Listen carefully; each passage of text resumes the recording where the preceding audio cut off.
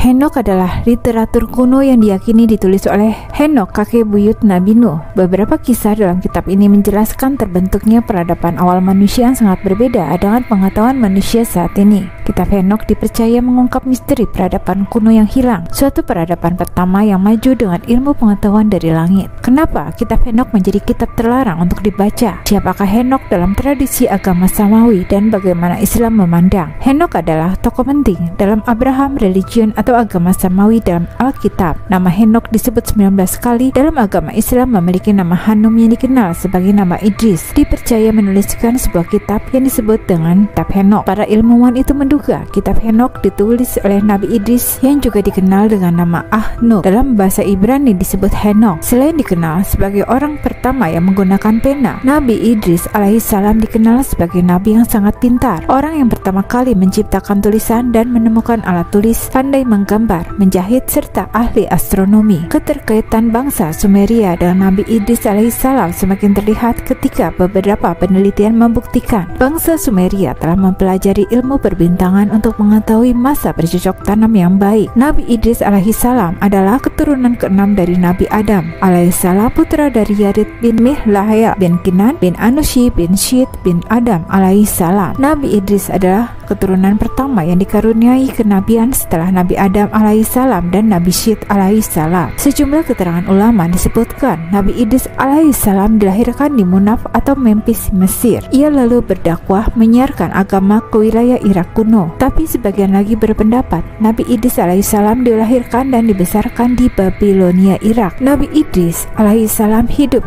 sekitar tahun 4533 hingga 4188 sebelum Masehi. Kitab Henokh sendiri berbicara tentang berbagai topik seperti penciptaan manusia, kejahatan manusia, malaikat, dan penghakiman terakhir. Kitab ini juga memuat kisah tentang perjalanan Henokh ke surga dan penglihatan tentang masa depan dunia. Kitab ini terdiri dari 5 besar bagian kitab: malaikat pengawas kita, perumpamaan Henokh, kitab astronomi, kitab penglihatan mimpi, dan terakhir. Para ahli mempercayai 5 bagian ini pada awalnya merupakan tulisan-tulisan terpisah yang akhirnya dijadikan satu kitab. Henokh sebenarnya memuat teks-teks keagamaan. Namun demikian, kitab Henokh tidak dijadikan sebagai salah satu kitab suci yang dapat dipercaya. Tradisi Kristen awal menganggap kitab Henokh bagian dari Alkitab. Akan tetapi sejak Konsili Laut di tahun 363 Masehi, kitab Henokh dikeluarkan dari kanon Alkitab Kristen. Di masa sekarang, kitab Henokh hanya diterima sebagai kitab suci oleh Gereja Kristen Ortodok Ethiopia dan Gereja Ortodok dan Beta Israel. Sebagian ahli kitab dari Ethiopia berpendapat kitab Henokh naskah aslinya menggunakan bahasa Ge'ez yang disebut dengan istilah Mustafa Henokh. Kitab ini dianggap merupakan karya tradisi keagamaan yang berasal dari Henokh atau Ahnuk, kakek buyut Nabi Nuh. Diperkirakan kitab ini ditulis dalam kurun waktu yang berbeda-beda. Bagian tertua dari kitab ini diperkirakan berasal dari 300 tahun sebelum Masehi dan bagian terbaru berasal dari kurun 100 tahun sebelum Masehi. Berbagai potongan fragmen kitab Henokh ditemukan dalam bahasa Aramaik di Gua Qumran, sekarang dikenal sebagai gulungan Laut Mati. Ada pula beberapa kitab Henokh dalam fragmen Yunani dan Latin lainnya, membuktikan kitab ini dikenal oleh kalangan Yahudi dan Kristen awal. Dalam Konsili Laudia, otoritas gereja Roma mengibliskan kitab Henokh dengan menyatakan sebagai bidat sesat dan memerintahkan untuk membakarnya, sehingga menyebabkan musnahnya kitab ini dari peredaran. Alasan utama penolakan terhadap kitab Henokh adalah ajaran tentang para malaikat yang turun dari surga dan berhubungan seks dengan wanita bangsa manusia. Dalam kitab Henokh dituliskan, para malaikat yang pada awalnya bertugas sebagai pengawas atau the watcher bagi manusia mulai tertarik dengan kehidupan di bumi. Hal ini terjadi ketika mereka melihat banyak wanita cantik yang lahir dari bangsa manusia. Para malaikat memutuskan untuk turun ke dunia sehingga mereka dijuluki dengan the falls of angel atau malaikat yang jatuh. Hasil hubungan antara malaikat dengan manusia melahirkan manusia raksasa yang disebut dengan Nephilim, adalah ras manusia kuat namun berperilaku buruk. Para raksasa ini kemudian membuat kerusakan di bumi, memperbudak manusia dan menguras sumber daya alamnya. Kondisi demikian terjadi hingga zaman Nabi Nuh. Keadaan bumi yang demikian rusaknya membuat Tuhan lalu menghapuskan makhluk-makhluk keji dari muka bumi ini. Lalu Tuhan mengirimkan banjir besar yang menghapus mereka. Dalam tafsir kitab Henokh, keberadaan para raksasa sangat mempengaruhi sejarah peradaban kuno umat manusia. Dewa-dewa dan para raksasa selalu muncul dalam kepercayaan-kepercayaan tradisi maupun legenda kuno di seluruh dunia, mulai dari Sumeria, Babilonia, Mesir, Yunani, Romawi, Maya, dan sebagainya. Hingga saat ini, menurut kitab Henokh, selain pelampiasan hawa nafsunya, para malaikat juga mengajarkan banyak hal kepada manusia. Beberapa pemimpin malaikat menularkan ilmu pengetahuan langit untuk dipelajari manusia. Misalnya, Ajajil yang mengajarkan manusia seni perang, pembuatan pedang, pisau, perisai, dan baju besi, dan mengajari perempuan seni menghiasi tubuh, rambut, melukis wajah, dan alis. Malaikat mengajarkan ilmu sihir. Amaros mengajarkan cara melepaskan diri dari ilmu sihir, dan juga mengajarkan astrologi, astronomi, dan sebagainya. Kecerdasan yang ditularkan para malaikat membuat kisah dalam kitab Henokh menjadi inspirasi bagi para peminat sejarah alternatif,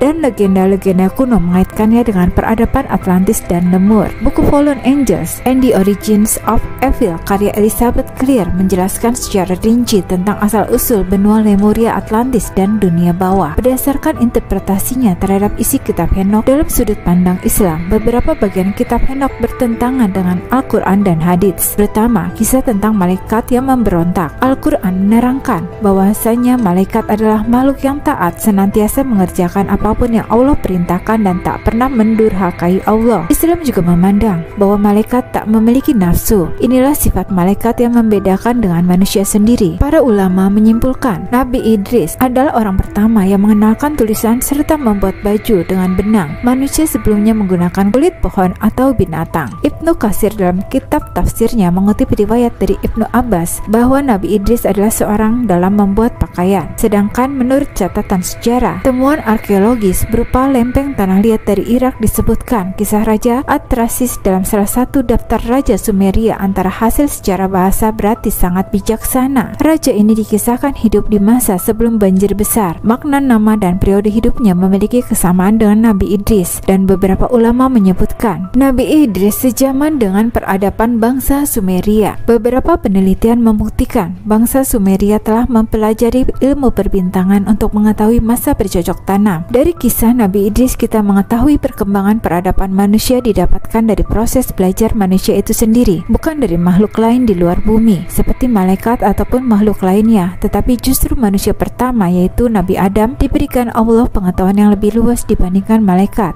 sebagaimana tertulis dalam Al-Quran surat Al-Baqarah ayat 33. Setelah tugas dakwahnya selesai, Nabi Idris diwafatkan dalam kondisi yang indah. Riwayat masyhur menyatakan bahwa Nabi Idris alaihi salam diangkat oleh malaikat ke langit dan wafat di langit keempat. Para ahli meragukan kitab Henokh ini ditulis oleh Henokh atau Nabi Idris, karena kitab ini disebut dengan pseudepigrafa, yaitu karya yang memasukkan nama pengarangnya. Artinya sangat mungkin kitab ini ditulis oleh orang lain, namun sang penulis menyatakan kitab ini ditulis oleh Henokh atau Nabi Idris. Meskipun isi kitab ini ditentangkan oleh mayoritas pemuka agama Samawi seperti Islam, Kristen, dan Yahudi, namun kisah-kisah dalam kitab Henokh sangat populer bagi peminat dunia supranatural, legenda dan mitologi, sejarah alternatif, serta menginspirasi berbagai media seni populer seperti novel dan film.